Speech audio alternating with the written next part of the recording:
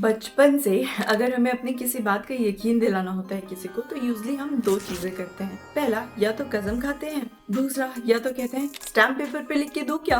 अब कसम खाना हमारी आम जिंदगी में रेलेवेंट कैसे हो गया और यकीन दिलाने के लिए इसका यूज कैसे शुरू हो गया वो तो मुझे नहीं पता, लेकिन ये स्टैम्प पेपर पे लिख के दो क्या से हमारा सटल मतलब होता है कि कॉन्ट्रैक्ट करके दो क्या। क्योंकि अगर एक बार कॉन्ट्रैक्ट हो गया तो पार्टीज अपनी कमिटमेंट से बाइंड हो जाती हैं। इंसान अपने कमिटमेंट यानी कि अपने कॉन्ट्रैक्ट करके उससे पलट नहीं सकता और लॉ उसे इन्फोर्स कराएगा। तो कॉन्ट्रैक्ट पार्टीज को अपनी बात पे टिके रहने के लिए एक बाइंडिंग इफेक्ट क्रिएट करता है। हाँ जी, वेलकम टू सृष्टि लीगल। मैं हूँ सृष्टि, आपकी कंपेनियन आपकी लीगल जर्नी में। और आज की वीडियो में हम देख रहे हैं कि कॉन्ट्रैक्ट क्या होता है और जनरल लाइफ में, डेली लाइफ में ये क्यों इम्पोर्टेंट है। अब लॉ स्टूडेंट्स कॉन्ट्रैक्ट के बारे में अपनी कॉन्ट्रैक्ट लॉ क्लास में पढ़ लेते होंगे, अपनी ड्राफ्टिंग क्लास में पढ़ लेते होंगे। लॉयर्स कॉन्ट्रैक्ट ड्राफ्टिंग देखते ही रहते हैं क्योंकि उनके प्रोफेशन का हिस्सा है। लेकिन आम लोगों को ये लगता है कि कॉन्ट्रैक्ट ड्राफ्टिंग सिर्फ कॉर्पोरेट तक लिमिटेड है। ऐसा बिल्कुल भी नहीं है।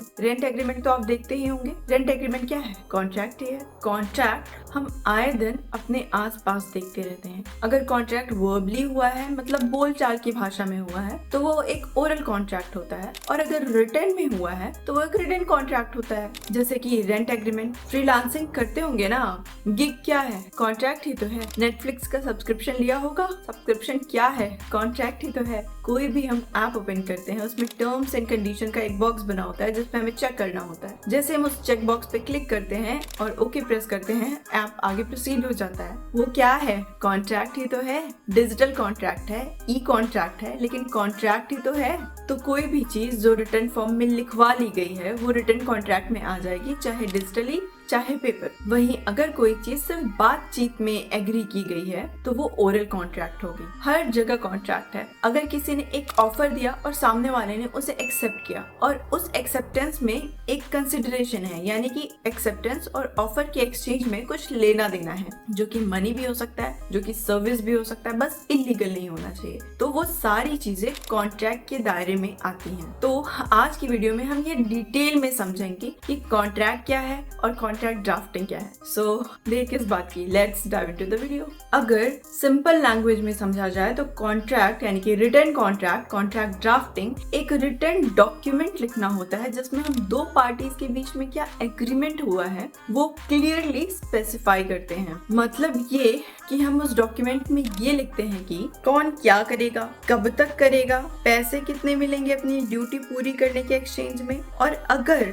कोई गलती कर दे या अपनी बात से पीछे हट जाए तो उसका कंसीक्वेंस क्या होगा। सब कुछ एकदम certain black and white paper पे लिखा हुआ। यही होती है कॉन्ट्रैक्ट ड्राफ्टिंग, सिंपल शब्दों में। दिवाली आने वाली है एंड इमेजिन अ सिनेरियो कि आपने अपने इलेक्ट्रिशियन भैया को बोला कि वो आके आपके घर लाइट्स लगा दें। वो आपको एश्योर भी किया कि वो आके लाइट्स लगा देंगे, बट दिवाली आ गई और आपके घर लाइट्स नहीं लगी। कैसा लगेगा आपको? जैसा भी लगे, आप इस बात को इन्फोर्स नहीं करा सकते क्योंकि सारी कम्युनिकेशन वर्बल थी। आपने कुछ भी रिटर्न में तो लिया नहीं था। ये तो खैर थी एक छोटी सी लाइट लगाने की बात, लेकिन बड़े कॉन्ट्रैक्ट्स का रिटर्न में होना, सर्टेन होना बहुत ज्यादा जरूरी है। So contract drafting is basically like turning your verbal commitment like हाँ भैया कर दूंगा into legally enforceable commitment that I'll do it or else I'll face the law। Contract drafting को पूरा समझने के लिए सबसे पहले हमें पूरा समझना होगा कॉन्ट्रैक्ट्स को, और कॉन्ट्रैक्ट्स को पूरा समझने के लिए हमें कॉन्ट्रैक्ट्स के दोनों एस्पेक्ट को समझना होगा, that is legal compliance aspect and contract drafting aspects. तो चलिए देखते हैं बारी बारी से कॉन्ट्रैक्ट के दोनों एस्पेक्ट्स को। First aspect, legal compliance. तो सबसे पहले हमें ये देखना होगा कि हम जो कॉन्ट्रैक्ट करना चाहते हैं लॉ उसे एक्चुअली अलाउ भी करता है कि नहीं। इंडियन कॉन्ट्रैक्ट एक्ट के हिसाब से वो वैलिड भी है या नहीं। कॉन्ट्रैक्ट को वैलिड होने के लिए सबसे पहले एक वैलिड ऑफर, उसका वैलिड एक्सेप्टेंस और जो उसमें कंसिडरेशन है ना वो भी लॉफुल होना चाहिए। जो पार्टीज कॉन्ट्रैक्ट में एंटर करना चाहती हैं उनकी कैपेसिटी भी होनी चाहिए कॉन्ट्रैक्ट कॉन्ट्रैक्ट में एंटर करने की, प्लस वो एक लॉफुल पर्पस, लॉफुल ऑब्जेक्ट के लिए हो रहा हो, और साथ ही साथ जो भी पार्टीज इस कॉन्ट्रैक्ट में इन्वॉल्व हो एक्चुअली उनका इंटेंशन हो कॉन्ट्रैक्ट्स में इन्वॉल्व होने का। आसान शब्दों में अगर ऑफर और एक्सेप्टेंस को समझें तो ऑफर में कोई एक पार्टी ऑफर करती है, यानी एक पार्टी प्रस्ताव देती है कोई काम करने का। फॉर एग्जाम्पल, मैं आपकी वेबसाइट बना के दे दूंगा 10,000 में, दूसरी पार्टी उसे एक्सेप्ट करती है। फॉर एग्जाम्पल, अगर सामने वाले इंसान ने वेबसाइट बनाने की बात कही तो दूसरी पार्टी कहेगी ओके भाई डन है। दोनों पार्टी का सेम बात पे सेम सेंस में एग्री करना बहुत जरूरी है। अगर एक पार्टी ने बोला कि हम वेबसाइट 10,000 में बना के दे देंगे या दे दूंगी, और दूसरी पार्टी ने बोला कि सोचती हूँ मैं, बताती हूँ मैं, तो ये एग्रीमेंट नहीं होगा, ये बस एक ऑकवर्ड कॉन्वर्सेशन होगी। सो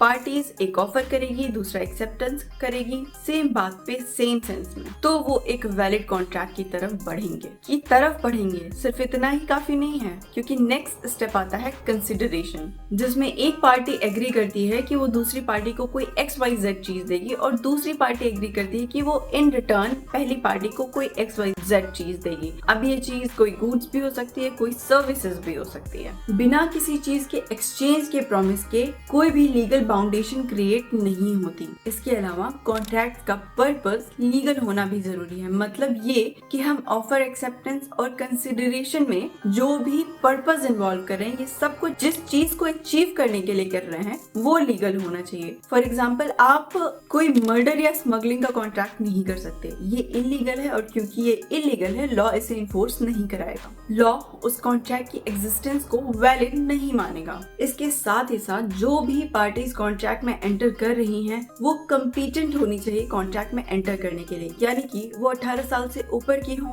वो साउंड माइंड की हो, और लॉ ने किसी भी तरह से उन्हें कॉन्ट्रैक्ट में एंटर करने के लिए डिस्क्वालीफाई न किया हो। अगर आपको कॉन्ट्रैक्ट्स के लीगल एस्पेक्ट को, कंप्लायंस एस्पेक्ट को और डिटेल में जानना है तो आप इंडियन कॉन्ट्रैक्ट एक्ट 1872 के सेक्शन 10 को और डिटेल में पढ़ सकते। अब आते हैं कॉन्ट्रैक्ट के सेकेंड एस्पेक्ट पे, यानी कि कॉन्ट्रैक्ट ड्राफ्टिंग पे। यहाँ हम कॉन्ट्रैक्ट से जो भी चाहते हैं वो सारी चीजें रिटन फॉर्म में मेंशन करते हैं। यहाँ पे हम लिखते हैं कि क्या होगा, कैसे होगा, किसके थ्रू होगा, पेमेंट टर्म्स क्या हैं, डेडलाइंस, डिलीवरेबल्स, डिस्प्यूट अगर हो गया तो वो कैसे सॉल्व होगा, एक्सेट्रा। ये सारी चीजें एक एक चीजें डिटेल में रिटन फॉर्म में। जैसे स्विगी पे ऑर्डर करते वक्त होता है ना, डिलीवरी इन 30 मिनट्स और फ्री, वैसे ही प्रोफेशनल कॉन्ट्रैक्ट्स को ड्राफ्ट करते वक्त क्लैरिटी होनी चाहिए, सर्टेनिटी होनी चाहिए, और इन्हीं टर्म्स एंड कंडीशन को सर्टेनिटी और क्लैरिटी के साथ डिफाइन करती है आपकी अच्छी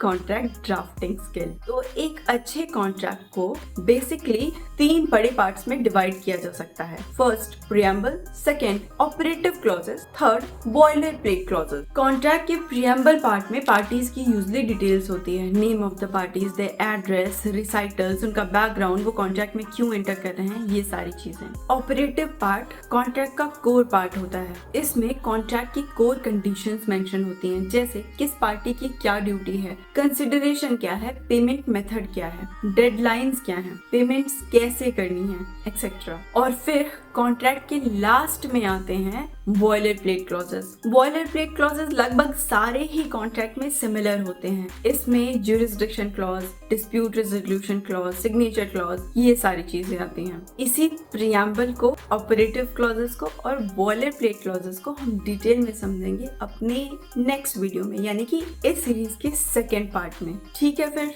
मिलते हैं नेक्स्ट वीक इसे और डिटेल में समझने के लिए। तब तक अपना ख्याल रखिए एंड कीप लर्निंग, एंड जाते जाते हमारे चैनल भी सब्सक्राइब कर जाइए अगर आपको कॉन्ट्रैक्ट ड्राफ्टिंग या AI और लॉ से रिलेटेड वीडियोस पसंद हैं तो, क्योंकि हमारे चैनल पे ऐसे वीडियोस आती रहेंगी। So see you next week, bye bye.